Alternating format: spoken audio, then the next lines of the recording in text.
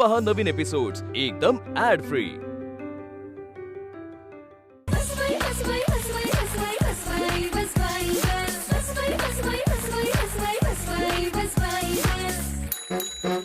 नमस्कार मंडळी, नमस्कार. मी सुबोध भावे तुमच्या सगळ्यांचं मनापासून स्वागत करतो तुमच्या लाडक्या गप्पांच्या प्रवास दौऱ्यात, ज्याचं नाव आहे बस बाय बस. मंडळी, एक चांगला सिनेमा मिळावा यासाठी एखाद्या कलाकाराला आयुष्यभर वाट पाहावी लागते.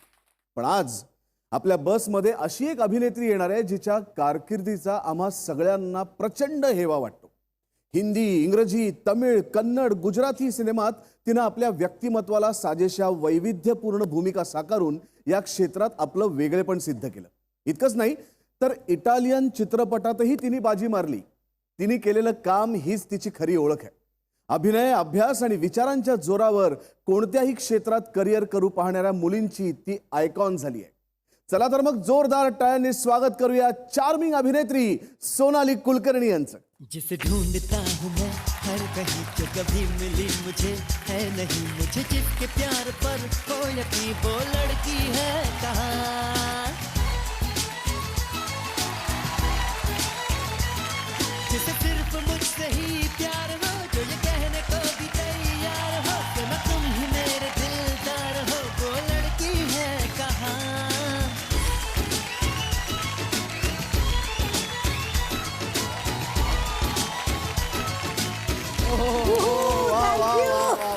Thank you thank you thank you Subodh. या चला सुरू करायची बस. चला काका, बस सुरू करा. झाली सुरू. सुरू झालेली आहे. चला तर सोनाली ताई, दिल चाहता है मधनं तू खऱ्या अर्थाने म्हणजे या देशाच्या घराघरात पोचलीस. महाराष्ट्राच्या घराघरात तू पोचली होतीसच, पण देशाच्या घराघरात पोचलीस, देशाच्या बाहेरही पोचलीस. पण ती झोया नावाची स्त्री तुझ्यापर्यंत कशी पोचली? अरे काय झालं, झोया तेव्हा झोया अख्तर बनली नव्हती. ती फरहानची बहीण म्हणून मला भेटली आणि ती त्या सिनेमाची फर्स्ट एडी होती. बर. आणि कास्टिंग डिरेक्टर. करिअरच्या सुरुवातीला आपण असं फोटो सेशन्स वगैरे करतो ना, तर मी पण केली होती आणि कोणाकोणाकडे देतो. तर कोणाच्या तरी हातून माझे फोटो पडले एका ऑफिसमध्ये आणि तिथे झोया होती. वा वा. आणि मग झोया म्हणली तो फोटो बघू जरा. असं झालं. आणि मग कुणीतरी तिला नाव सांगितलं, ही कोण आहे? मग ती म्हणली नाही ही ती नाहीये, कारण तिचे मी सिनेमे बघितलेत. तिने माझा पहिला सिनेमा चेलुवी, गिरीश कर्नाडांचा हिंदी सिनेमा, तो पाहिला होता. मग अजून 1-2 सिनेमे पाहिले होते. तर ती म्हणली पण मी तिला कधीच अशा कपड्यांमध्ये पाहिलेलं नाहीये, ही वेगळी दिसतीये. मग तिने मला ऑडिशनला बोलवलं आणि दिल चाहताची मी ऑडिशन दिली एक्सेल स्टुडिओच्या पहिल्या ऑफिसमध्ये. बर. आणि मग माझी निवड झाली. पण सेटवर एकूण तो सिनेमा करताना आमिर खान होता, सैफ होता, गाणी त्यातली सगळीच गाजली. तर हा ओव्हरऑल त्या शूटिंगचा अनुभव कसा होता? एकतर मी बऱ्यापैकी नवीन होते. मला अजून प्रोफेशनल ऍक्टिंग किंवा प्रोफेशनल ऍक्टर असणं म्हणजे मग आपण असं वागायचं, असं काही माझे सेट रूल नव्हते, अजूनही नाहीयेत. त्यामुळे मला खूप मजा आली या सगळ्यांना भेटायला. आणि त्यांच्या कुणाच्याच वागण्यामध्ये आम्ही फार नावाजलेले स्टार्स आहोत, आमची घराणी. कारण बाकीच्यांचं जाऊ दे, झोया अख्तर आणि फरहान अख्तर यांच्याच घरात इतके हिरे आहेत, म्हणजे त्यांचं अख्खं खानदान कलावंतांनी भरलेलं आहे कम्प्लीट. तर ते दोघं जणच इतके त्या बाबतीत सहजपणे वागतात. त्यांचं असं म्हणणं की हो, पण ते त्यांनी केलेलं काम आहे ना, माझे बाबा, माझी आई. करेक्ट. मला सांग की मुलगी जेव्हा सामान वगैरे बांधून सासरी जायला निघते माहेर सोडून, तेव्हा ती रडते खूप, आईलाही रडायला येते. पण तू जनरली सगळाच तुझा प्रवास माहेरवरनं सासरी जातोय, अशी तू रडत असतेस. बॅग भरायची वेळ आली कुठेही शूटिंगला जाताना तरी तू रडत असतेस. तुला अशी भीती वाटते का की म्हणजे सेट तुझं सासर आहे किंवा प्रवास तुझं सासर आहे? नक्की काय होतं? बरोबर ओळखलंस तू मला मित्रा. हे खरं आहे, मला सतत रडू येत असतं आणि मला खूप वाईट वाटतं. अरे मला असं जीव जडतो ना आपला माणसांवर, आणि असं वाटतं की अरे एवढाच होता आपला एकत्र प्रवास. पण इतकं काय गुंतलेलं आहे? काय माहिती, भरून येतं खूप. मला खूप कृतज्ञता वाटते. आणि फक्त घरच्यांच्या बाबतीत असं नाही, सिनेमाच्या सेटवरती सुद्धा शेवटच्या दिवशी मला फार असं ठरवून नीट वागावं लागतं. नाहीतर मी छान एक तासभर रडत बसू शकते. पण मग आज तू एपिसोडच्या शेवटी पण रडणार आहेस का? मी तुला वचन देते की मी नाही रडणार. तू सांभाळशील ना स्वतःला? अगदी नक्की. मी अत्यंत सभ्यपणे. कारण आमच्या या बायकांचे प्रश्न सुरू झाले की जनरली इथे महिला आतमधनं खूप रडतात की कुठे येऊन पडली, कारण काय वाटेल ते प्रश्न विचारतात त्या. खरंच हो. त्यामुळे आता यानंतर सोनाली सगळी सूत्र त्यांच्या ताब्यात. तू जर वाचलीस तर आपण पुढच्या टप्प्यात भेटूया. All the best. थँक्यू. पाहिजेच मला या गोष्टी. नमस्कार. नमस्कार. मी यशोमती देशपांडे. मी पुण्याची आहे आणि तुम्हीही पुण्याच्या आहात. बरोबर. पण कसं आहे ना, पुणेकरांवर सर्रास उगाच आरोप केला जातो की ते 1 ते 4 झोपतात. तुम्हीही झोपता? शक्यच नाही. सुबोध आणि मी पुण्याचे आहोत, पण आम्ही केवढं काम करतो. आम्हाला वेळच नाहीये झोपायला. लंच ब्रेक मिळाला तरी पुरे झालं. पण कधी कुठे बाहेर आहे किंवा घरी असं दुपारची थोडीशी विश्रांती वगैरे घ्यायला आवडते का? मला सवयच नाहीये. मला असं नेहमी वाटतं दुपारी झोपलो आपण तर मला रात्री झोप येणार नाही. त्यामुळे मी दुपारी वाचत वगैरे पडते, पण मी झोपत नाही. वा. ते सवय नाहीये मला झोपायची. मला एक माणूस माहितीये जो फार छान विश्रांती घ्यायचा. हां. ते म्हणजे माझे सगळ्यात पहिले दिग्दर्शक गिरीश कर्नाड. बर. ते लंच ब्रेक नंतर एक्झॅक्टली 20 मिनिटं झोपायचे. आणि पॉवर नॅप असा शब्द मी पहिल्यांदा ऐकला त्यांच्याकडनं. आणि ते बरोबर 20व्या मिनिटाला गजर न लावता स्वतःच उठून तयार असायचे. बर. आणि दुसरे एक प्रभू सर म्हणून आहेत, ते साऊथमध्ये काम करतात. त्यांनी मला दुसरी आयडिया सांगितली की आदल्या दिवशी 1-2 दिवस झोप झाली नसेल आणि आपलं शूटिंग असेल तर लंच ब्रेक झाल्यावर 15-20 मिनिटं झोपायचं आणि मग जेवायचं, तर आपल्याला खूप फ्रेश वाटतं. अशा ट्रिक्स मी शिकली आहे. पण विश्रांतीचं महत्त्व आपण विसरलं नाही पाहिजे. त्यामुळे मला जरी सवय नसली तरी शांत बसायची सवय मी आता लावून घेतली आहे की थोडं रिलॅक्स राहावं आपण. बरं, शाळेत कसं होतं, आम्ही वेगवेगळ्या भाषा शिकवतो मुलांना. तुम्हाला वेगवेगळ्या भाषा शिकायला आवडतात का? आवडून घ्याव्या लागल्या, कारण मला अनेक भाषांमध्ये काम करायची संधी मिळाली. बर. तुला गंमत म्हणून सांगते, 9वीत आपल्याला करिअर ओरिएंटेशनसाठी शाळेत मार्गदर्शन मिळतं ना. तर आमच्या शाळेत कोणीतरी असं वेगळ्या शाळेतले एक पदाधिकारी कोणीतरी आले होते. तर मला अजून कळत नव्हतं सायन्स म्हणजे काय, कॉमर्स म्हणजे काय वगैरे. तर त्यांनी विचारलं आल्यावरती आमच्या वर्गात की कोणाकोणाला कुठे कुठे जायचं आहे 10वी नंतर. तर मला त्यांनी विचारलं तू दे बघू उत्तर. मी हात वर केलं होतं. ते म्हणले तुला का आर्ट्सला जायचं आहे. तर तेव्हा मी असं उत्तर दिलं होतं की मला वेगवेगळ्या भाषा शिकायच्या आहेत. आणि ते असे डोक्याला हात लावून बसले की अगं आर्ट्सला गेल्यावर काय भाषा शिकता येतात फक्त, किती वेगवेगळे विषय आहेत आर्ट्सला गेल्यानंतर. पण ते उत्तर मला नंतर आयुष्यात खूप उपयोगी पडलं, कारण मला खरंच भाषा शिकाव्या लागल्या. तुला किती भाषा येतात? हिंदी, मराठी, इंग्लिश आपल्याला सगळ्यांना येते. हो. मग गुजराती सिनेमात काम केलं, तेलुगू, इटालियन, तमिळ. बरं, मी काही इंग्रजी शब्द सांगणार आहे, कारण तुमची मराठी भाषा अगदी वाखाणण्याजोगी आहे. अरे देवा. तर त्याला मराठी पर्यायी शब्द तुम्ही सांगायचे. ए नाही. अगदी छोटीशी परीक्षा. रेडी. आणि मला खात्री आहे की तुम्ही नक्की यात पास होणार आहे. सांगू शब्द? Traffic signal. नाही. याला मराठी शब्द काय? वाहतुकीचा दिवा असं म्हणू शकत नाही आपण त्याला. हा, नाही. वाहतूक थांबा. नाही. वाहतूक नियमन दिवा. वा, करेक्ट. हे बरोबर उत्तर आहे. वाहतूक नियमन पट्टी. वाहतूक नियमन नियमन पट्टी. पट्टी. दिवा चुकला. आईस्क्रीम. आईस्क्रीमला गारेगार मिळायचं यार आम्ही छोटे असताना. हो, गारेगार. पण आईस्क्रीम ते लहानपणीचं, पण व्यवस्थित मराठी त्याला आहे शब्द. त्याला काही बर्फ, प्रयत्न. बर्फ क्रीमला काय म्हणतात, मलई नाही म्हणू शकत आपण. बर्फ लोणी. नाही. थोडा उत्तर. दुग्ध शर्करा युक्त हिमघन गोल गट्टू. वा वा वा वा वा. मला ही उत्तर पत्रिका हवी आहे. मी हा शब्द देणार. माझ्या मुलीला. मला गोल गट्टू हेच इतका. तिसरा शब्द कलेक्टर. कलेक्टरला सनदी अधिकारी. नाही नाही, आयुक्त किंवा आयुक्त. जिल्हाधिकारी. स्पीकर. ध्वनिक्षेप. बरोबर. छान छान. लिफ्ट. मला माहिती आहे हे. उद हा. उद काहीतरी. हा. उच्चलन. उद्वाहक. उद्वाहन. तुझं किती सुंदर आहे मराठी. हे जाता येता वाचू. अरे उद्वाहक असं मी वाचल्याचं मला आठवत नाही. आणि शेवटचा शब्द टाय. कंठलंगोट. अरे वा. कुठे जोक म्हणून वाचला होता आणि त्यातला लंगोट हा शब्द ऐकून माझ्या मुलीला खूप हसू आलं म्हणून माझ्या लक्षात राहिलाय. छान छान छान छान. नमस्कार मॅडम, मी स्वयंपाक धुणं भांडे हे काम करते. अरे वा. माझं कसं आहे ना मॅडम, मी पण करते. म्हणजे तुम्ही घरी करत असाल ना, हो. मी कामाला जाते, स्वयंपाक धुणं भांडे ह्या कामाला. मॅडम आम्ही असं ऐकलंय की तुम्ही तुमच्या घरातल्या कामावालीला अर्धे कामं करू लागता, मग पगार पण अर्धा देता का? अर्धी कामं मी करू लागते ह्या तुझ्या म्हणण्यात गोडवा आहे. त्यांना सासूरवास झाला नाही असं वाटू नये असा जाच मी करते. कारण मी सतत सांगत राहते हे असं केलं पाहिजे, ते तसं केलं पाहिजे, हे असं ठेवलं पाहिजे. आणि मी करते कारण मला असं वाटतं की ती घडी बरोबर केलीच पाहिजे. आपण जेव्हा वाळलेले कपडे खाली घेतो दांडीवरनं तेव्हा ते ठेवताना काय घरच्या कपड्यांना आपण इस्त्री करत नाही, पण त्याची घडी नीट केली की ते घातल्यावर नीट दिसतात, चुरगळलेले दिसत नाहीत.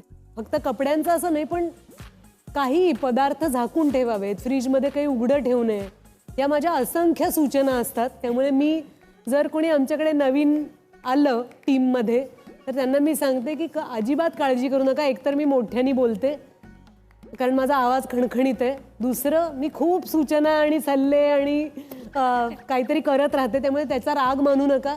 असं माना की आपल्याला सासूचा जाच होत नाही, तो करायला कोणीतरी आयुष्यात पाठवलंय देवानी. आमच्या मराठवाड्यात आहे ना धोंड्याचा महिना असतो, तो 3 वर्षातून एकदाच येतो. पण त्या धोंड्याच्या महिन्यात माहेरचे लोक लेकीला कपडे सोनं हे असं देतात. तर तुमचं असं माहेरच्या लोकांनी धोंडा केलाय का? माझा नाही केला ग, नाही? मुलीचाही करायचा असतो. आमच्याकडे अधिक मास असतो आणि अधिक मासाला जावयाचं कौतुक होतं. नाही, लेकीला पण घेतलं पाहिजे. नाही नाही, मी मागून घेते कारण माझी आई तर खूपच खुश होईल. कारण माझी आई मला आठवणीने काहीतरी आणत असते, पण मला जावयाचे लाड केले तरी आनंद होतो. त्यामुळे मला नणंद आहे, तिचं नाव गौरी, ती डॉक्टर आहे आणि तिचा नवरा जयेश तोही मोठा सर्जन आहे मुंबईतला, हार्ट सर्जन. तर मला आमच्या जावई बापूंचे लाड करायलाही आवडतात, त्यामुळे मी माझ्या सासूबाईंना आठवण करते. नमस्कार मॅडम, मी शीतल, मी स्ट्रगलिंग ऍक्टर आहे, मुंबईत नवीन आली. हा बा. हा तुमचा ऍक्सेंट कळे नवा.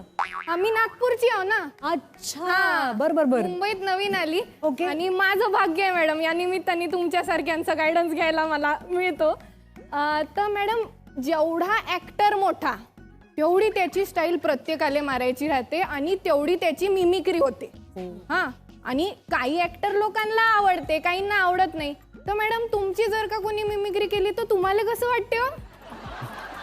मला खूप मजा येते, कारण खरंच काही काही जण करतात ना. म्हणजे मला माझी मिमिक्री झाल्यावर कळलं की अच्छा मी असं बोलते का. मजा वाटते ना, आणि आपले मित्रमैत्रिणीच काहीतरी करत असतात तर मला हसू येतं खूप. कधी कधी आवडत नाही, पण ते काय आपण सांगायला जात नाही, कारण त्यांचं काहीतरी निरीक्षण असतं ना, ते काहीतरी तुमच्या बोलण्यातलं हावभावांमधलं काहीतरी टिपतात आणि तसं करतात. मजा वाटते. चांगल्या मिमिक्री आर्टिस्टची मजा वाटत असेल ना, असं आरसा धरल्यासारखं स्वतःसमोर. हो हो, अगदीच. पण मग मॅडम, आतापर्यंत कोणाची मिमिक्री आवडली तुमची केलेली?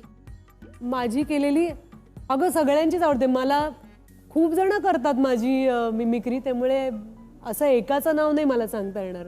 तरी पण कोण? तरी श्रेया करते ना कधी कधी, तेव्हा मला फार मजा येते बघायला की अच्छा मी इतकं माझ्या घरच्यांच्या बद्दल बोलत असते का, असं आहे मला माहित नाही. ती काहीतरी संदेश असं म्हणाला वगैरे असं काहीतरी करत होती एकदा. मॅडम, समजा आता एखाद्या सिनेमाची ऑफर तुम्ही स्वीकारली, हा, आणि सिनेमा करताना तुम्हाला असं जाणवलंय का कधी की बा दिग्दर्शकच चुकून राहिला, स्क्रिप्टच चुकली, #रिग्रेट्स, असं वाटते का मॅडम तुम्हाला कधी? I like that. मला तुझा हॅशटॅग आवडला फारच. हो, खूपदा वाटतं. आणि एखाद्या सिनेमाचं शूटिंग सुरू झाल्यानंतर त्यातनं बाहेरही पडता येत नाही, कारण कंटिन्युटीत अडकलेलो असतो आपण आणि कुणाचे तरी पैसे लागलेले असतात, त्यामुळे त्रास होतो. आणि फक्त दिग्दर्शकाचा राग येतो असं नाही, अनेक गोष्टी असतात. कधी कधी सहकलाकार असतात त्रास देणारे, कधी व्यवस्था वाईट असते, प्रोडक्शन वाईट असतं, कधी कधी सगळं छान असतं पण मेन प्रोड्युसर जो असतो तो पैसेच देत नाही. असे कितीतरी त्रास असतात ना. पण काय असतं, आपलं काम पूर्ण करावं लागतं. तुमच्या सारख्याला पण पैसे देत नाही? नाही, कुठल्याही सारख्याला देत असं होतच, म्हणजे असं सहन करावंच लागतं ते. आता आणि आपण आपल्या आवडत्या कलाकारांबद्दल विचार करायचा. आता मला समजा अमिताभ बच्चन आवडतात, तर मी नेहमी असा विचार करते की अमितजींना कसं वाटत असेल, समोरच्याची वाक्यच पाठ नाही आहेत किंवा ते वेळेवर पोचतात पण कोणीतरी पोचलेलंच नाहीये सेटवर आणि त्यांच्यासाठी सीन सुरू करता येत नाहीये, तर त्यांना काय वाटत असेल. आपण किस झाड की पत्ती, आपण काय नखरे दाखवायचे. आपण कुणाला तरी सांगितलेलं आहे, ती आपली कमिटमेंट आहे, त्यामुळे आपण आपलं काम पूर्ण करायचं. त्याच्यामुळे आपल्याला त्रास होत नाही फारसा. खरंय मॅडम, हे मी लक्षात ठेवीन ना. तू त्याच्यासाठी सुबोधचं पण मार्गदर्शन घे. त्याच्या पंथात, त्याच्या धर्मामध्ये हे चिन्ह आहे. त्या चिन्हाचा एकदा तू काय म्हणतात त्या मार्गाला तू लागलीस की तू निश्चिंतपणे आपलं काम आपली वाटच सुखकर करून घेशील. बरोबर. सगळ्या संकटांना चिमटीत पकडून शांत व्हायचं ते चिन्ह. सरांचा गायडन्स असतो चांगला. हॅलो सोनाली. हाय. मी गोगटे आंटी. ओके. हाय. मी असं ऐकलं की तुझी आई पाळणा घर चालवायची. हो. तर त्याचे काही अनुभव सांग ना एखादा. अरे वा, मला किती छान वाटलं तुम्ही आईच्या पाळणाघराविषयी विचारलत मला. मला माझ्या आईचं फार कौतुक वाटतं, कारण माझ्या आईला घराबाहेर पडता आलं नाही कामासाठी, कारण घरात वडीलधारी माणसं खूप होती आणि आमच्या घरी खूप धार्मिक वातावरण आहे. त्यामुळे नवरात्र, श्रावण महिना, अधिक मास हे सगळंच आणि पाहुणे घरी येणारे सगळ्यांचंच बघावं लागायचं. त्यात 3 मुलं, सासू सासरे आणि आम्ही जरा जास्त भाग्यवान, कारण आम्हाला अजून एक आजी होती, माझ्या बाबांची दत्तक आई, जिनी माझ्या बाबांना दत्तक घेतलं होतं, आजोबांची आत्या. तर अशी खूप मोठी माणसं, त्यांची तब्येत, पोरांचे डबे, पाहुण्यांची देखरेख. तर यामुळे आईला कामासाठी नोकरीला बाहेर नाही जाता आलं. तर तिने असं ठरवलं की घरच्या घरी थांबून आपल्याला काय बरं करता येईल. तर तिने सुरुवातीला डबे, चटण्या, अरे वा, असा व्यवसाय केला. आणि मग तिला असं सुचलं की आपण पाळणाघर चालवू शकतो, कारण आमच्या एका फॅमिली फ्रेंडना त्यांच्या मुलीला कुठे ठेवावा असा प्रश्न होता. तर ती मीनाक्षी तेरे देसाई पहिल्यांदा आमच्याकडे यायला लागली आणि तिच्या पायगुणांनी खूप मुलं घरी यायला लागली. किती छान. आणि माझी तक्रार होती की मला छोटं भावंड नाहीये कोणी जे मला ताई म्हणेल, माझ्यासारखं वागायचा प्रयत्न करेल, कारण मी आयुष्यभर माझ्या दोन्ही भावांना कॉपी केलं, कारण ते अजूनही मला हिरो वाटतात माझे. पण माझी कॉपी कुणीच केली नाही ना. कुणीच मला ताई म्हटलं नाही आणि ताईचा ड्रेस पाहिजे, तिने जे केलं तेच मला करायचं असं घरी म्हणणारं कोणी नाही. पण पाळणाघर सुरू होईपर्यंत मला असं वाटलं, पण ते सुरू झाल्यानंतर मला खूप भावंड मिळाली अरे वा, आणि घर आमचं गोकुळासारखं होतं. म्हणजे छान. आत्ताच तुम्ही म्हणालात की ताईगिरी मला करायला मिळाली नाही. आता आईचंच पाळणा घर म्हटल्यानंतर तिथे केलीत का ताईगिरी? आईच्या पाळणाघरात मी सॉलिड ताईगिरी केली आहे. हो ना. हो हो, खूप सगळ्यांनी माझं ऐकलं पाहिजे. म्हणजे मी सगळ्यांची नावं सांगते, त्यांच्याकडे सगळ्यांकडे ताईच्या तक्रारी असणार की सोनाली ताई असं म्हणाली, तसं म्हणाली, रागवली, काही ना काहीतरी असणार. आता आपण बाई म्हटलं की घरातली कामं करणं आलंच. मग कधी सिलेंडर लावायला लागलाय का हो तुम्हाला? हो. म्हणजे घरात कोणीच नाही आणि आता मला सिलेंडर लावायचा आहे. सिलेंडर लावायला लागलाय. कितीदा तरी बाबांच्या मागे बसलेली आहे 2 व्हीलरवर भरलेला सिलेंडर घेऊन, दोन्हीकडे पाय टाकून, की सिलेंडर न्यावा लागायचं ना.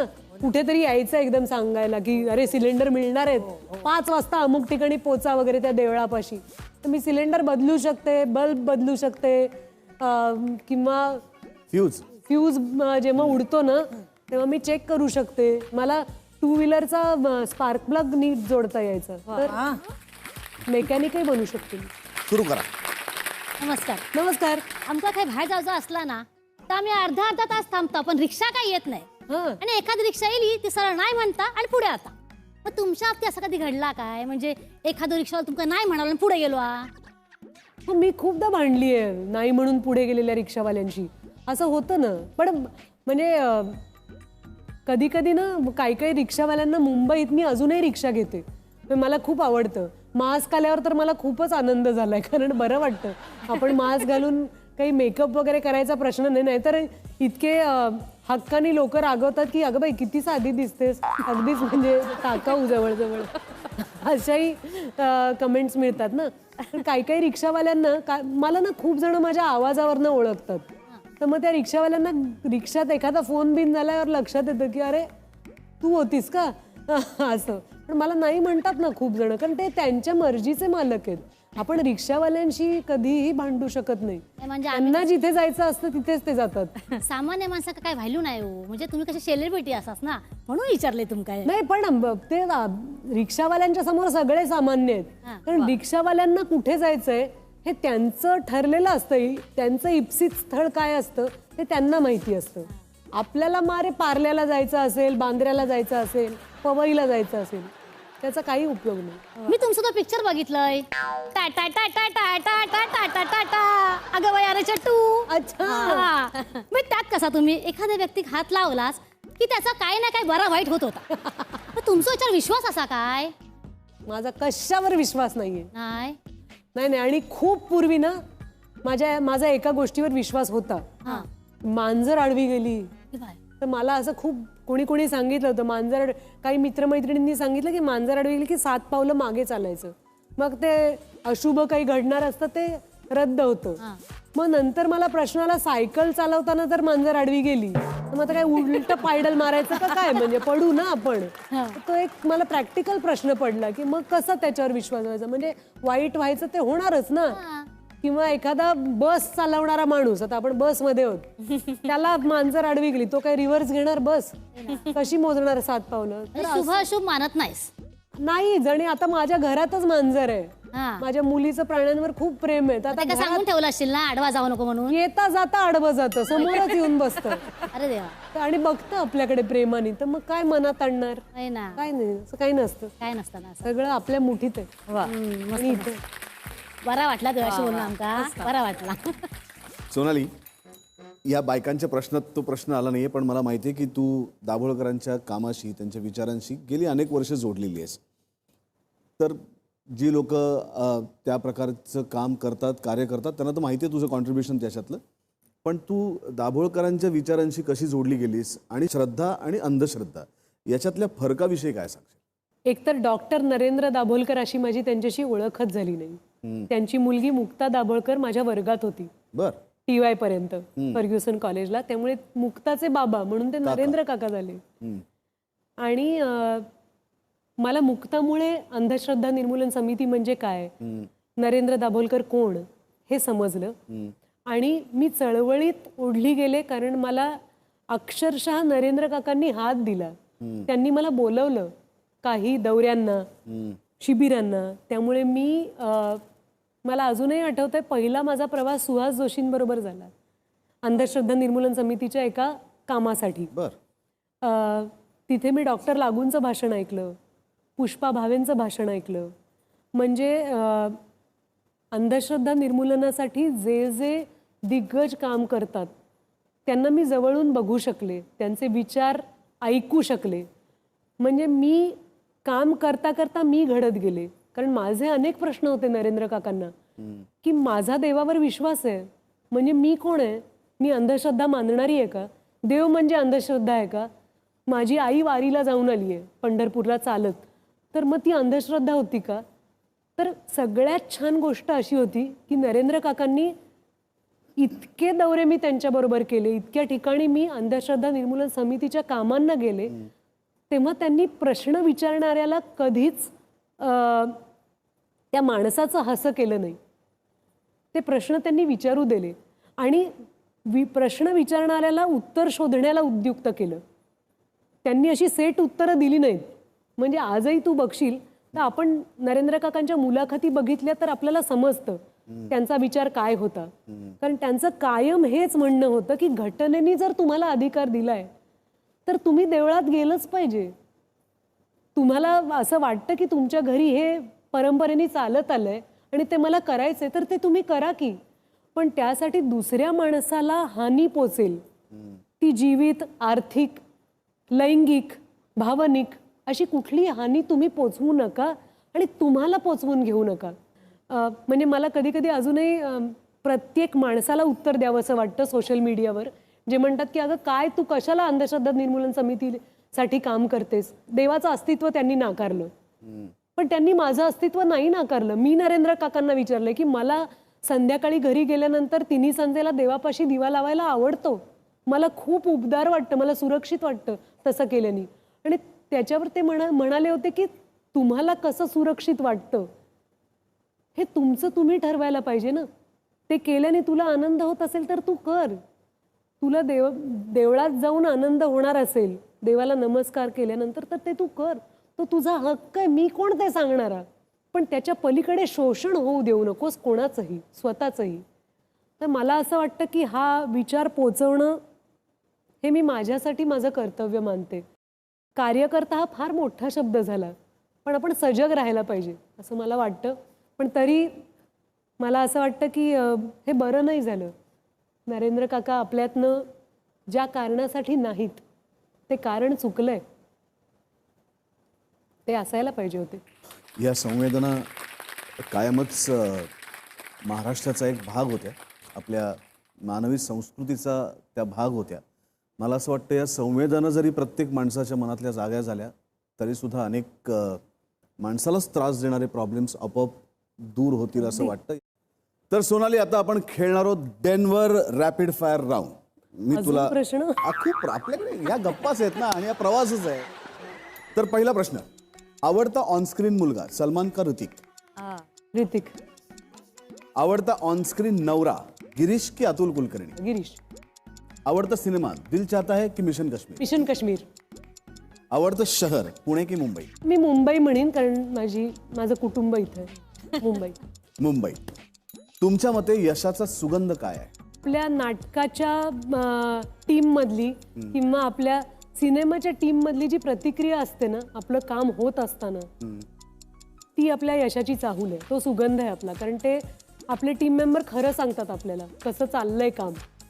तर त्यांना जर वाटलं की धरेल नाटक, किंवा त्यांना जर वाटलं की तो सीन चांगला केलास तू लंचच्या आधीचा वगैरे, तर आपण निश्चिंत राहायला हरकत नाही की हे आवडेल लोकांना. तर पहिला आहे हो का नाही. तुझ्याकडे मी हे 2 बोर्ड देणार आहे. याच्यात होयचा एक बोर्ड आहे आणि एक नाहीचा आहे. ओके. तर मी तुला काही प्रश्न विचारणार आहे. जे काही तुझं उत्तर असेल तो बोर्ड तू आपल्या प्रेक्षकांना दाखवायचा आहे. चालेल. सुरुवात करूया. पुण्याचे कलाकार एकमेकांचं नेहमीच तोंडावर कौतुक करतात, हे खरं आहे का खोटं? तोंडे किती ट्रिकी प्रश्न आहे यार. पण कौतुक करतात. तोंडावर कौतुक? नाही, तोंडावर कौतुक करतात हे. पण हे असं चालेल का? हे असं एकदा हे बघा, एकदा हे बघा. हॅलो. नाही, तुला खरं काय वाटतं सांग ना. हे नाही, खरं बोलतात. किती म्हणजे उलट मला वाटतं पुण्यात जबरदस्त टीका करतात. आवर्जून येऊन सांगतात बावळट कसा दिला तो शॉट वगैरे असं सांगतात. मला तर असेच मित्र मिळालेत, कुणी माझी तोंडावर स्तुती केलेली नाहीये. खरंच. म्हणजे कधीच तोंडावर कौतुक करत नाहीत. हा, करेक्ट. त्यामुळे नाही म्हण. नाही. आपल्या समोर दुसऱ्या अभिनेत्रीची स्तुती केलेली आवडते का? हो, खूप आवडते मला. खूप जणी मराठीमध्ये तर खूपच अशा मुली आहेत ज्या माझ्या मैत्रिणी आहेत आणि त्यांचं कौतुक केलेलं मला फार आवडतं. पण राधिका आपटे बरोबर असं काहीतरी एक प्रसंग? कमान ते नाही जज साहेब, तुम्ही मला विचारू शकत नाही. तिने तुझी झोप ओढली असं आम्ही ऐकलं, बाकी काय नाही. मी प्रश्न विचारला फक्त. गधडी सांगू का? हो सांग की. तर मी पुण्यात रेस्टॉरंट सिनेमाचं शूटिंग करत होते आणि आमची काहीतरी नाईट शिफ्ट होती. तर मी नाईट शिफ्ट संपून आले तर मी गाढ झोपले होते आणि एक तासाभरातच आईने येऊन मला उठवलं, सोनाली. आणि मी दचकून उठले. म्हणलं काय, गजर तर वाजला नाही अजून असं वगैरे. आई म्हणली अगं तुझी एक मैत्रीण आली आणि तिचं अतिशय महत्वाचं काम आहे तुझ्याकडे. तर मी आले अर्धवट झोपेतनं उठून तर एक क्यूट मुलगी होती तिथे आणि ती काही ओळखीची नव्हती. तर म्हणलं काय, माझी मैत्रीण आली ना. तर ती म्हणली मीच आहे ती मैत्रीण, ऐक ना माझं एक काम आहे तुझ्याकडे. म्हणलं तू कोण आहेस असं मला झालं. तर ती म्हणली मी राधिका आहे, राधिका आपटे, आणि संदेश मला ओळखतो असं तिने मला सांगितलं. आणि ती मुंबईत स्ट्रगल करायला येणार होती आणि ती माझ्याकडे काहीतरी मार्गदर्शन घ्यायला आली होती. आणि मला त्या धाडसाचं किंवा त्या गोष्टीचं इतकं मी धक्क्यातनच सावरू शकले नाही. मी म्हणलं अगं पण मी झोपले होते. तर ती म्हणली हो पण मी नाही फार वेळ घेणार आहे, मी थोडंसंच बोलायला आली आहे, तू मला सांग. आणि तिने मला नंतरही एकदा फोन केला होता की अगं असं असं काहीतरी आहे तर तुला काय वाटतं मी काय करू. तर ती फ्रँकलीच वागत होती आणि आज ती जिथे आहे याचा मला प्रचंड अभिमान आहे. तर आता माझ्यावरती पाळी आली आहे की मी कॉलर ताठ करायला पाहिजे. की ती छोटी होती ना जेव्हा ती स्ट्रगलर होती तेव्हा माहितीये का ती माझ्याकडे सल्ला मागायला आली होती. पण गधडीने झोपेत ना उठवलं मला. आता आपली वेळ झाली आहे ही बस थांबून खाली उतरण्याची. दादा बस थांबवा, चला या. सोनाली तू अभिनयाचं तर लोकांना माहिती आहे की तू दुबेजींच्या सहवासात होतीस, त्याच्यानंतर अनेक वेगवेगळ्या लोकांकडे तू काम केलं, समृद्ध झालीस. नृत्याचं शिक्षण कुठे घेतलंस तू? शास्त्रीय नृत्य मी शिकले माझ्या गुरु माणिकताई अंबिके यांच्याकडे. मी 9 वर्ष खरं शिकले आणि अजून 2 वर्ष डिप्लोमा नंतरही मी क्लासला जात राहिले. किती वर्ष शिक्षण घेतलंस? 11 वर्ष. आणि माझं अरंगेत्रम पण झालंय भरतनाट्यम मध्ये. शाबास, मग हा राऊंड सोपा आहे. इथे आपण तुला एका पाठोपाठ एक गाणी आपण तुला ऐकू आणि त्याच्यावरती गाण्यावरती विचार नाही करायचा, लगेच एकाच गाण्यातनं दुसऱ्या मूड मध्ये जात आपल्याला इथे नृत्य करायचं. आई गं, ही काही स्पर्धा अरे मी काही डान्सर नाहीये. नाही नाही, तुझं नावात आत्ताच तू काही म्हटलीस गोंधळ ना होतोय की का? 11 नाही नाही, काहीच गोंधळ नाहीये.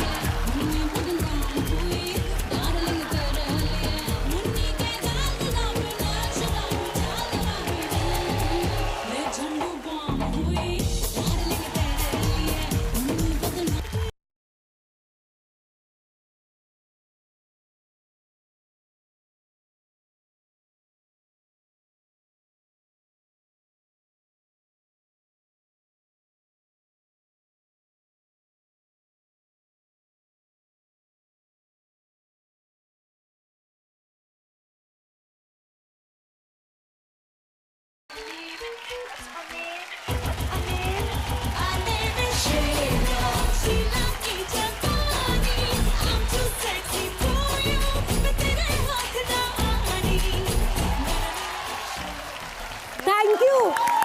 ही शाबास, वा वा वा. सुबोध मी पार्टीत कितीही वेळ नाचू शकते पण असं कॅमेऱ्यासमोर आणि प्रेक्षकांसमोर खूप लाज वाटते मला. साडीत जमलं का काही? 11 वर्षाची मेहनत आज इथे कारणी लागली. माणिकताई मला माफ करा.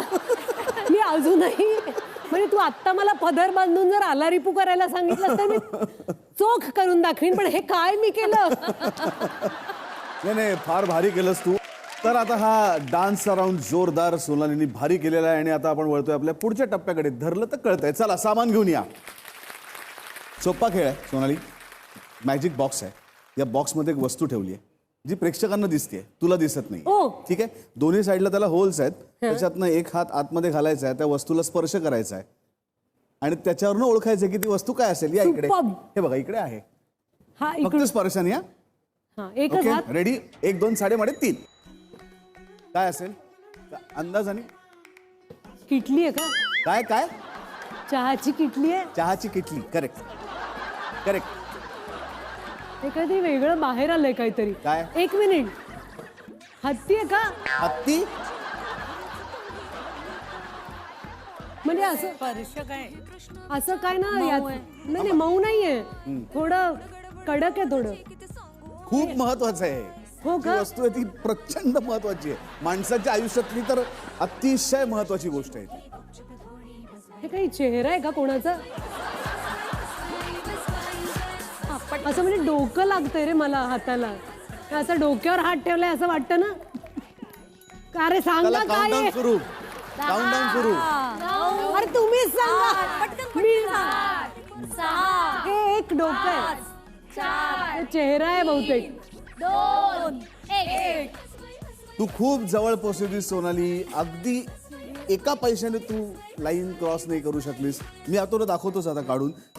अरे काय आहे? कवटी शी, मी याला किटली म्हणाले आणि हा हलतो तर मी म्हणलं कशात हात चाललाय माझा. देवा देवा देवा देवा. चला पुढची वस्तू. 1 2 साडेमाडे 3. काहीच नाही. सीताफळ. हा सीताफळ आहे. आणि अजून काय वाटतं? हे ना तो छोट्या मुलांचा असा बॉल असतो टप्पे टाकण्याचा, असं ते हे करतात स्ट्रेस साठी वगैरे, असं दाबतात. मी काही सीताफळ नाही आहे ना, तर सीताफळ असं दाबलं तर असं मला त्याला काहीतरी आल्यासारखं वाटलं. तू नक्कीच माझ्या हातात. बरोबर ओळखलेला आहेस. रिलॅक्स करण्यासाठी वापरण्यात येणारा हा, करेक्ट. मला त्याला आपण मसाज बॉल म्हणूया, स्ट्रेस बस्टर बॉल म्हणूया, राईट. Correct correct. काही म्हणूया. करेक्ट. वा वा वा वा वा वा. आणि आता पुढची वस्तू. 1 2 साडेमाडे 3. मला आवडला हा खेळ. ही खाण्याची वस्तू आहे. हो, पण काय असेल? काय वाटतं? तुझ्या खूप जवळची आहे. हो, हे आता हाताला असं लागतंय ते कुणी जर कचोरीचं ती पुरी जर जाड बनवली ना कचोरीची, ती अशी लागते. आणि काय? आणि किंवा एवढी मोठी पुरी नसते, फार जाड केलेत पुऱ्या. भाकऱ्याही खूप जाड केलेत. काय आहे काय हे? असेल? असं काय असतं एवढं? तरी ही कसली तरी पोळी आहे ही. पोळी. हो, असं मला वाटतं. गुळपोळी आहे का? बर, याच पोळीला तू ज्या ज्या भाषांमध्ये कामं केलीस, तर या पोळीला काय म्हणतात? हा पिझ्झा बेस आहे, कारण हाताला पीठ लागतंय. बरोबर आहे. बरं का? Correct आहे. हाताला पीठ लागलं माझ्या. मंडळी, सोनाली बरोबरच्या आपल्या या गप्पा चालू आहेत आणि आता आपण अगदी आपल्या शेवटच्या टप्प्यावरती आलेलो आहोत. बाजूची सीट. सोनाली, तुझ्या बाजूची सीट जी रिकामी आहे त्याच्यावर आम्ही काही सहप्रवासी आणून बसवणार आहोत आणि तू त्यांच्याशी काय गप्पा मारतेस हे आम्हाला बघायचं आहे. बघूया आपला पहिला प्रवासी कोण आहे.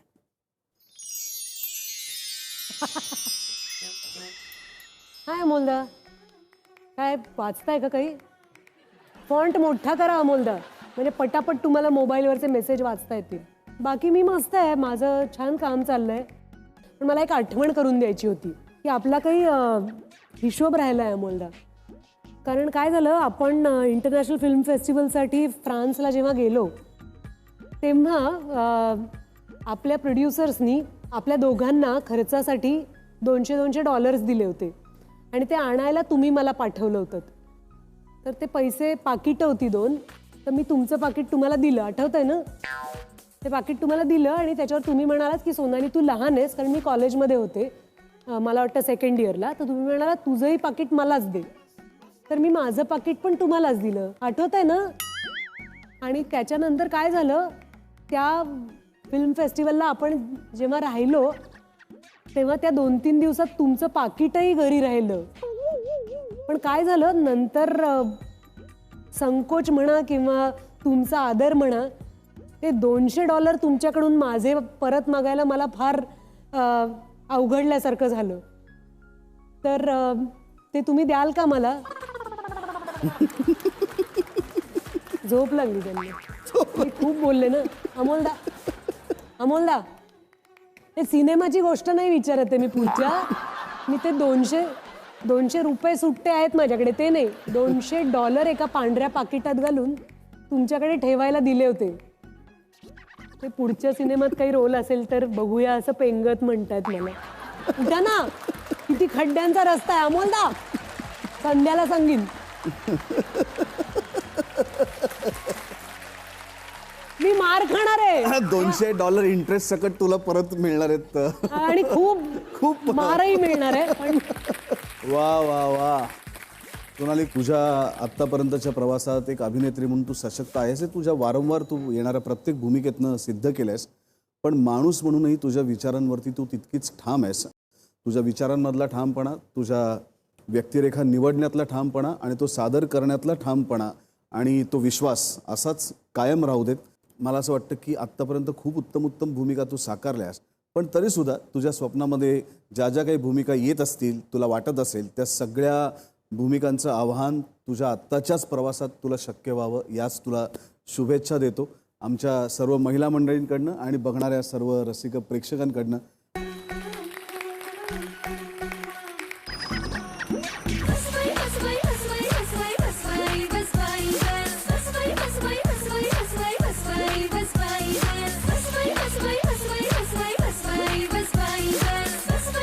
मला खात्री आहे बस बाई बसचा आजचा एपिसोड तुम्हाला नक्की आवडला असेल आणि हा एपिसोड वारंवार पाहण्याची तुम्हाला इच्छा होत असेल. तुमची ही इच्छा ताबडतोब पूर्ण होऊ शकते. कसं मी सांगतो, झी5 ॲप आत्ताच्या आत्ता डाउनलोड करा, कारण यावर तुम्हाला आजचा एपिसोड पाहता येईल, तोही कितीही वेळा. आणि हो, झी5 वर या शोचे आधी होऊन गेलेले आणि नवीन येणारे सगळे एपिसोड्स तुम्हाला पाहता येतील, ते सुद्धा एकदम फ्री. झी5 कधीही कुठेही. तर म्हणजे आजचा प्रवास इथेच थांबूया, आपण पुढच्या भागात भेटूया नव्या वाटेवर नव्या प्रवासासह. तोपर्यंत हॅपी जर्नी आणि ही बस पकडायला विसरू नका.